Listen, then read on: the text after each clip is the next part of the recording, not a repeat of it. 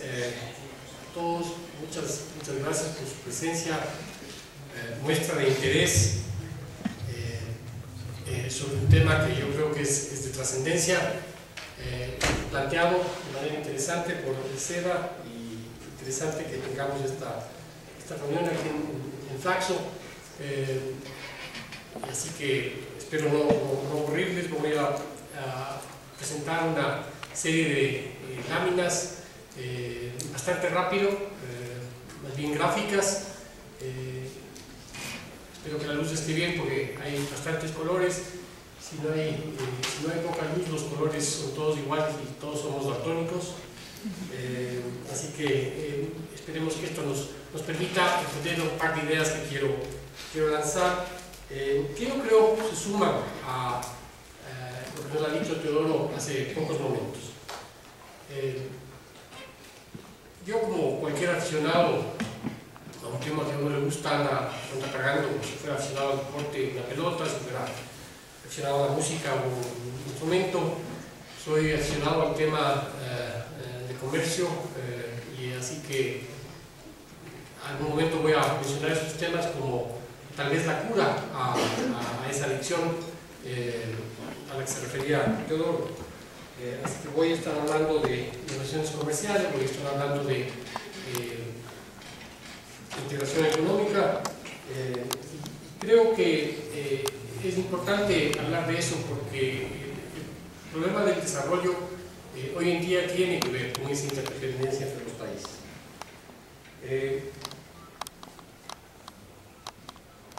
Yo concuerdo con la opinión de Teodoro de que, tal como se plantea la pregunta para este panel, no se está haciendo lo correcto para ir hacia un país postpetrolero. Sin embargo, tampoco veo que existan soluciones o alternativas para el modelo de desarrollo que tiene el país. Me refiero, no hay alternativas planteadas o que se estén promocionando de manera efectiva. Un foro como estos es la oportunidad adecuada para ello. Y para comenzar mi presentación voy a hacer una pequeña reconstrucción del título de la conferencia, y comienzo diciendo que esto es sobre el Ecuador, es sobre una coyuntura y un momento actual en el lugar en el que estamos. Hablamos sobre un modelo de desarrollo, no hablamos sobre una entelequia, no hablamos sobre un modelo imaginario o distinto. Queremos hablar de desarrollo, concretamente y para el Ecuador. Y se nos plantea la transición del Ecuador hacia un país postpetrolero. Un país postpetrolero podría ser un país simplemente sin petróleo. Lo que nos interesa es un país que se desarrolle, que prospere, que funcione de manera eficiente, y eso se logre hacer efectivamente con menos petróleo, por lo menos. Y el día que se plantea pensar en un Ecuador postpetrolero, a mí se me presenta una confusión en mi mente, y esa confusión tiene que ver con que me queda una lámina vacía. Tengo que imaginarme un país postpetrolero, un país en desarrollo, probablemente con otro tipo de energía o con otro esquema, con otro paradigma al que tenemos actualmente, y eso es complejo imaginar. Y también hay una dosis alta de ideología respecto al daño del petróleo, y eso tiene que ver con la esperanza de que un país postpetrolero es un país de una esfera superior, de una esfera de nivel de desarrollo más alto, que hemos resuelto un problema, que estamos más allá, que estamos en una especie de nirvana, o sea, hemos alcanzado un estado de desarrollo sin petróleo, y eso es algo especial, es algo bueno. Y cuando uno piensa en nirvana, se le presenta a uno el Buda flotando, y le hacemos aterrizar al Buda, como apareció en la segunda foto, y es un Buda tal vez un poco más real, el que está sobre las hojas de loto, y igual sigue siendo algo bastante idealista, un modelo de desarrollo sin petróleo, un modelo de desarrollo alternativo, totalmente, sigue planteándome a mí en la mente, por lo menos, un estado ideal difícil de realizar. Y si vamos a hablar de Nirvana, yo prefiero la carátula del álbum de la banda de rock Nirvana, Nevermind, donde también hay un pequeño Buda flotando. Pero este Buda está flotando con un incentivo por delante, ¿no? Y es un poquito más aterrizado, un poquito más real. Obviamente no es sustentable, pero yo creo que nos toca aterrizar esta idea del país post-petrolero en algo bastante más real que este tipo de imágenes que a mí se me venían en la mente cuando teníamos que desarrollar un par de ideas. Salir hacia el desarrollo es transitar por un mundo bastante complejo, un mundo que requiere mucho trabajo, que requiere mucha imaginación, mucho esfuerzo. Y aquí son una serie de imágenes del siglo pasado que nos hablan de desarrollo económico, desarrollo social, esfuerzo a todo tipo de niveles, y son solamente 9 fotos, uno puede escoger mucho más. Y llegar a tener desarrollo requiere hacer una serie de actividades que exigen trabajo y exigen esfuerzo, y es complejo. O sea, tenemos ahí un par de imágenes que no es fácil ser carnicero, no es fácil montar una producción en línea, no es fácil ser diputado, no es fácil entender el DNA, y obviamente no es fácil estudiar cuando uno es pequeño y tiene que entender las matemáticas, etcétera, etcétera, etcétera. Ese esfuerzo, ese trabajo, yo creo que hay que tener en mente cuando pensamos en un modelo de desarrollo. Trabajo, para quienes prestaron atención en la clase de física en la escuela, es básicamente la fuerza, ¿no?, ejercida para desplazar una distancia. Eso es trabajo. Una idea. La habilidad para hacer el trabajo se llama energía. También son conceptos de física muy básicos. Para hacer ese trabajo que vimos en la diapositiva anterior, se necesita mucha fuerza, mucho esfuerzo. Hay que moverse una distancia larga y se requiere energía, se requiere habilidad. Y esa energía en el siglo pasado vino primordialmente del petróleo. Y en el caso del Ecuador ha venido del petróleo. Y en el caso del Ecuador somos adictos a ese petróleo, como se ha dicho hace un momento, y pensar en un Ecuador post-petrolero, no simplemente en un país sin petróleo, en un modelo de desarrollo que funcione sin petróleo, es complicado. Es imaginarse un Buda flotando. Moverse en el desarrollo requiere inventiva, requiere esfuerzo, requiere dedicación, y nos toca, yo creo, desde diferentes ámbitos, en la academia, en la industria, en el gobierno, hacer un trabajo que sea complejo y que requiere esfuerzo. Para venir de un mundo bastante primario a un mundo bastante más elaborado, se requiere energía.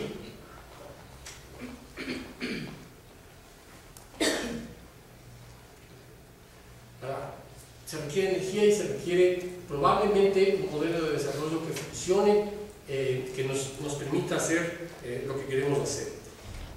Y en el Ecuador tenemos una condición, como en todos los demás países, que tiene que ver con el estado de nuestra economía. Para poder hacer ese trabajo necesitamos esa fuerza, esa energía, esos músculos que vienen del estado de nuestra economía. Y es una economía que no solamente tiene que estar relativamente saludable, tiene que funcionar, sino que cada vez crece y crece más.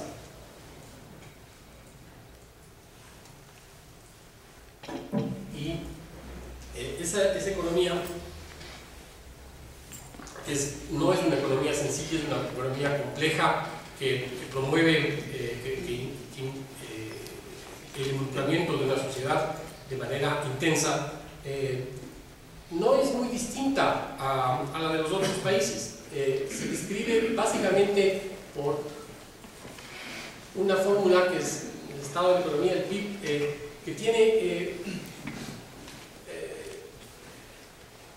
cuatro variables que son básicamente el consumo, la inversión, el gasto del gobierno y el componente externo de exportaciones y de importaciones. ¿Cuál es el problema de la economía ecuatoriana? Que en esos cuatro variables hay una presencia exagerada de petróleo, tanto en el consumo, en la inversión, en el gasto gubernamental y en el comercio exterior. Tenemos una presencia del petróleo, del precio del petróleo, de la relevancia del petróleo, de la característica rentista a la que se refería Teodoro hace un momento, que influye el estado de esa economía en el Ecuador.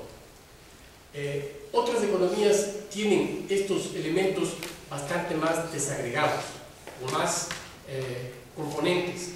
En nuestro caso, sí tenemos varias actividades económicas, tenemos diferente tipo de gestión, pero cada uno de esos elementos, el consumo de los ciudadanos, la inversión que se hace en la economía ecuatoriana, la inversión extranjera importante que ha llegado a este país en los últimos años, ha venido básicamente al sector petrolero.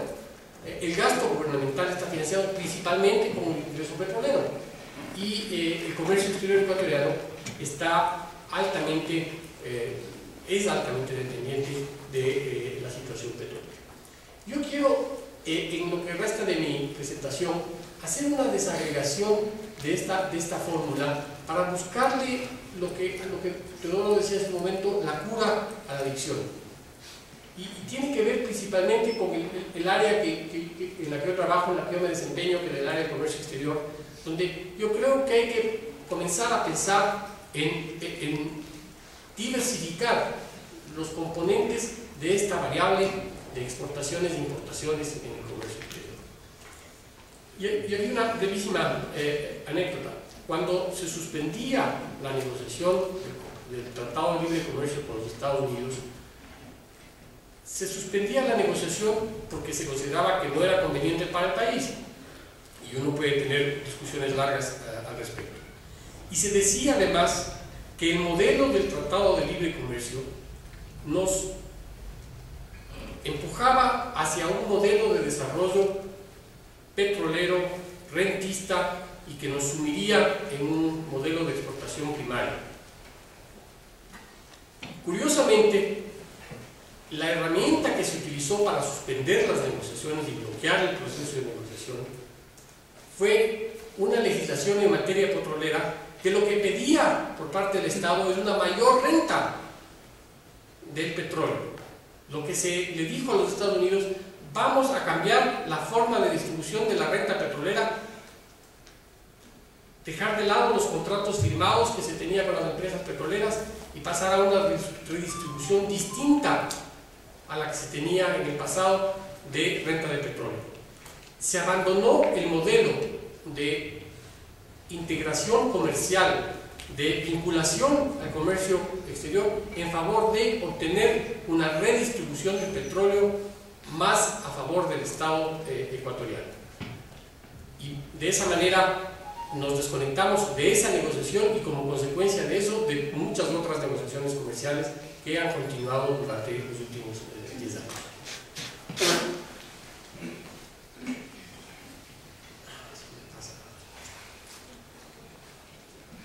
Disculpas de las palabras en inglés. Este es de un modelo de Hausman, un profesor de Harvard y de MIT, que se llama el Atlas de la complejidad de la economía. Les recomiendo, vean en la página web, una herramienta de trabajo sumamente interesante.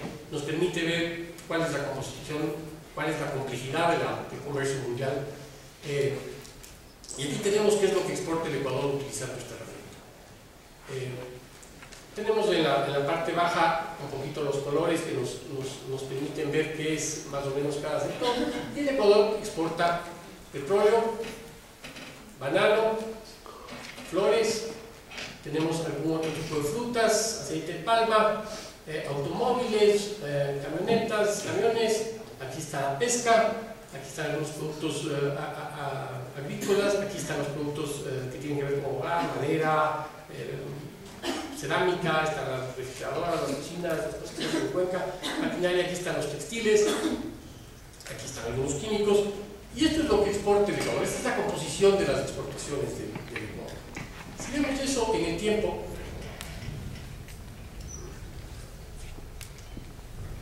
vemos que en 1965 lo que básicamente exportábamos era banano.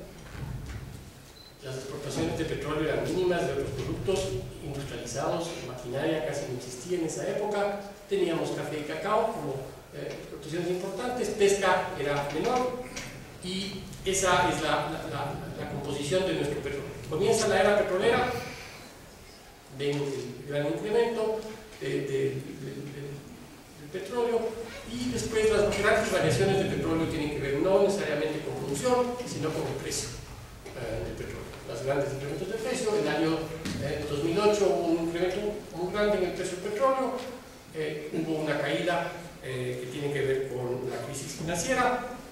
Nos hemos recuperado de esa crisis en lo que se refiere por lo menos a la venta de petróleo. Y esta es un poco el valor. Miren en el año 65 cuánto exportamos. Primeramente banano, únicamente banano, se puede decir un poquito de café, se alcanza a ver una línea verde de café y cacao, pero no llegábamos a $1.000 millones de exportaciones. Hoy en día, al año 2011 hemos cerrado con 20.000 millones de exportaciones, en 2008 subió, 2009 cayó, básicamente el precio del petróleo, y ahora estamos otra vez en estos 20.000 millones. Este ha sido el comportamiento. Esta es la pesca, aquí tenemos las flores, en la parte baja, la parte grande es banano, café y cacao, y vamos a un proceso de industrialización que aumenta alrededor de los años 90, que coincide con el ingreso del Ecuador a la OMC, con la apertura del Ecuador al resto del mundo en el comercio, que coincide con la apertura de la comunidad andina y el establecimiento de las organizaciones de libre comercio, donde se produce este efecto de industrialización que está en este gráfico. ¿Qué es lo que importa el Ecuador? Es mucho más colorido este gráfico, está mucho más dividido, es bastante más desagregada la importación, sigue concentrado en el tema de maquinaria. Hay una importación muy grande de medicamentos, están los químicos, tenemos no clasificados, tenemos algo de pesca acá. En definitiva, es una imagen de desagregación del comercio en lo que se refiere a importaciones. Cuando vemos, usando esta herramienta, la composición de las exportaciones de países desarrollados se asemeja mucho a esto en términos de colores. Las exportaciones de los países desarrollados tienen una composición mucho más variada, con mucho más colores, mucho menos dominio del petróleo, mucho menos dominio de los productos agrícolas. Y esto se refleja en nuestras importaciones. Esta es la composición desde el año 65, la importancia de las maquinarias, la importancia de químicos, de medicamentos, productos del hogar. Bueno, ustedes pueden leer, no nos quedemos mucho tiempo, pero esa es la composición desde el año 65 al año 2005. No hay variaciones mayores excepto en este periodo, que probablemente tiene que ver con el tema de precios más que consumo. Hay sin duda un incremento sumamente alto en estos años desde el boom petrolero. El incremento de importaciones, el Ecuador sale en esos años de una economía bastante más básica que la que tiene hoy en día.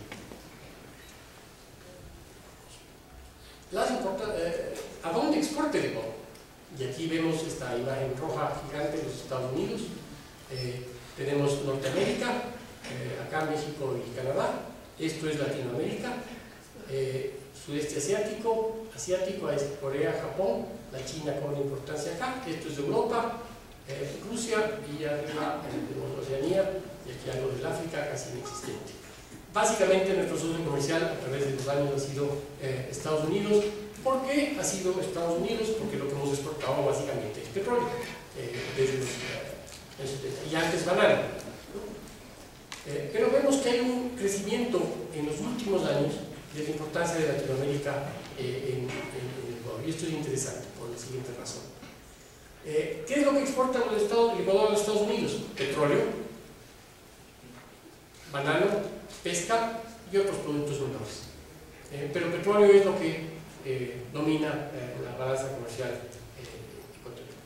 Estamos adictos al petróleo porque el comercio exterior en esa fórmula del PIB nos exige llenar los valores con algo, y nosotros estamos llenando eso con petróleo, dándole valor al PIB, dándole valor al crecimiento, dándole valor a la fuerza de esa economía que tiene que crecer, que tiene que desarrollarse. Alemania, pues un par de ejemplos más. Básicamente banano, no se exporta petróleo a Europa, pescado. Si tomamos la diapositiva de España, pescado es mucho más grande que banano. Si tomamos la de Italia, comparte un poco banano con pescado y con otros productos. Pero en Europa la composición tiene esta naturaleza. En Rusia, banano y flores. Básicamente esto es casi inexistente. China, petróleo. Y curiosamente, de las ventas de petróleo que hemos hecho a China en los últimos años, que es la preventa de petróleo, ¿no?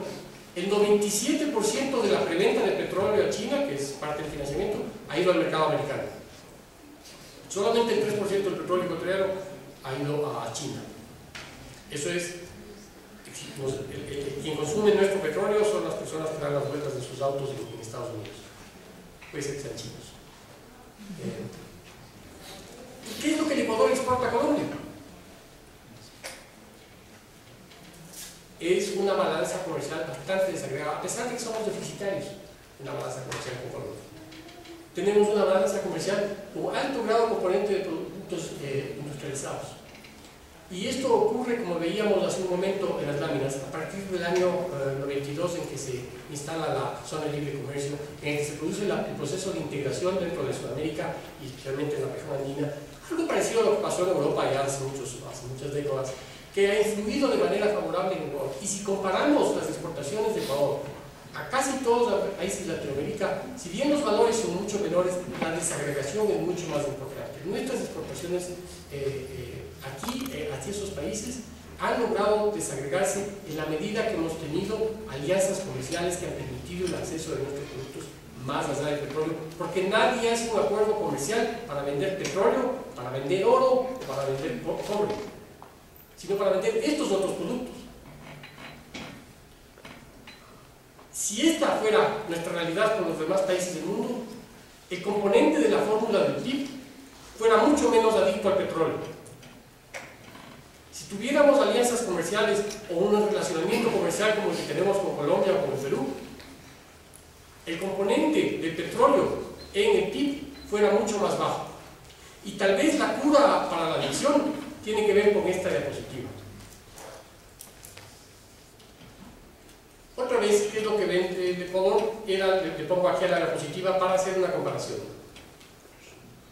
Colombia tiene una adicción parecida, cerca de la tercera parte de depende de carbón, petróleo y oro, pero tiene una bastante variedad, una variedad interesante de productos.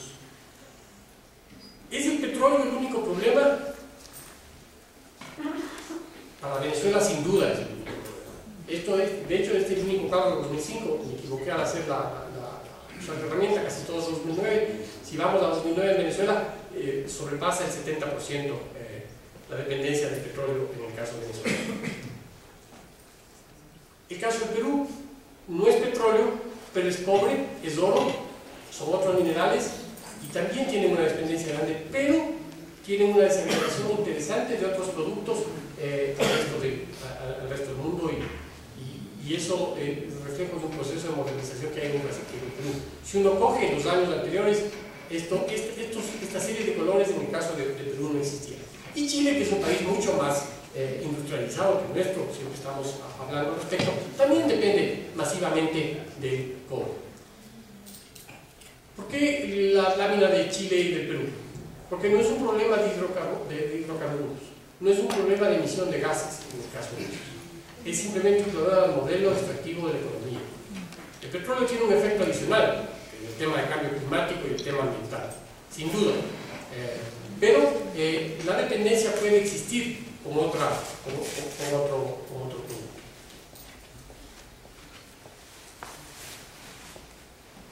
¿Cuál es la nueva realidad comercial? ¿Cuáles son las nuevas fronteras del comercio en el mundo?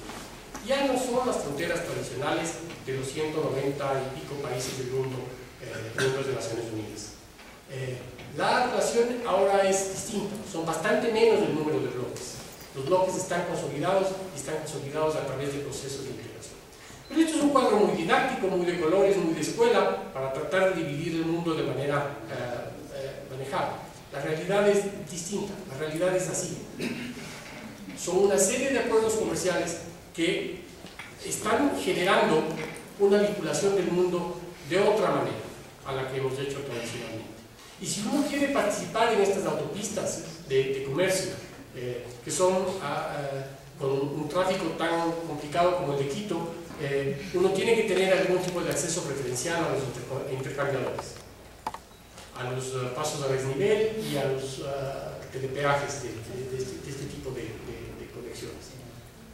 Y eso se trabaja a través de un proceso de vinculación y negociación al mundo, que es lo que estamos hablando. Cuando hablamos de abrir mercados, no solamente hablamos de abrir fronteras, sino de desagregar nuestra composición del comercio exterior para depender menos de un solo producto, en este caso de un producto que no solamente domina nuestra economía, sino que genera todas esas distorsiones negativas a las que se refería todo hace un momento.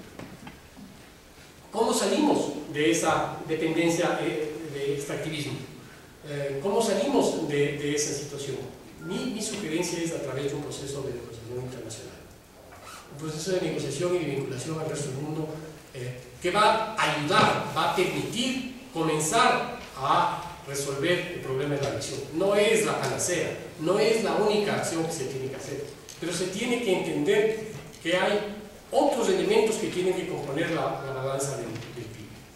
Y para eso se requiere inversión, se requiere participación ciudadana, se requiere participación empresarial y sin duda se requiere participación de otros actores del mundo globalizado.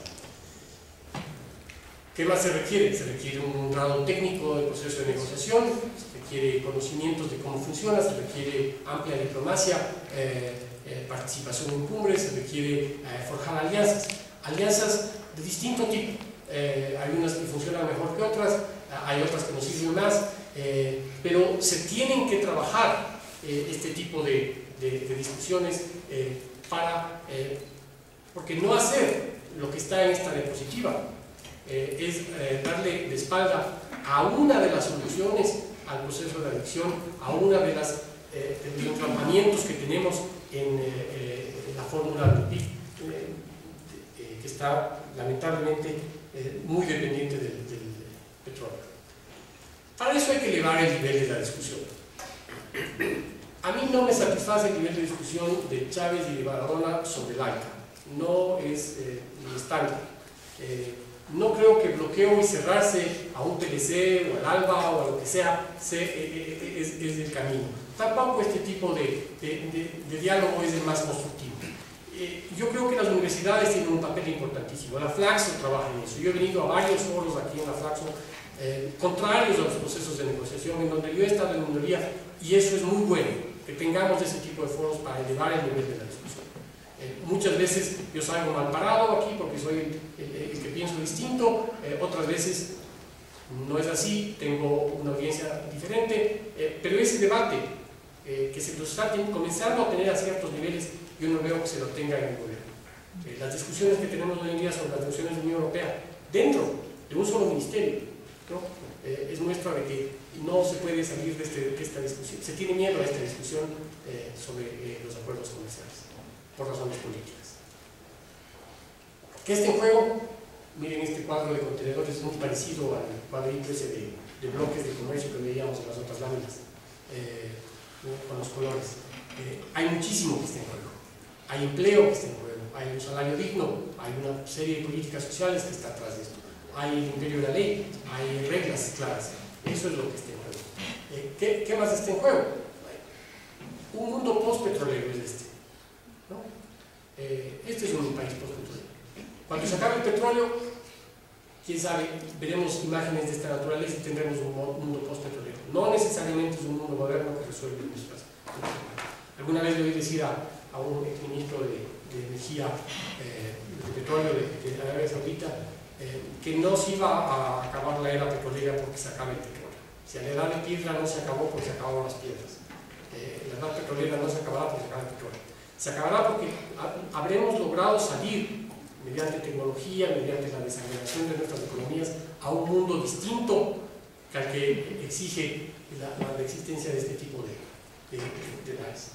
Y esto, de lo que yo he hablado, se resume en un rostro humano de los procesos de integración, de los procesos de vinculación comercial. América Latina tiene un reto muy grande, tiene un reto sustentable.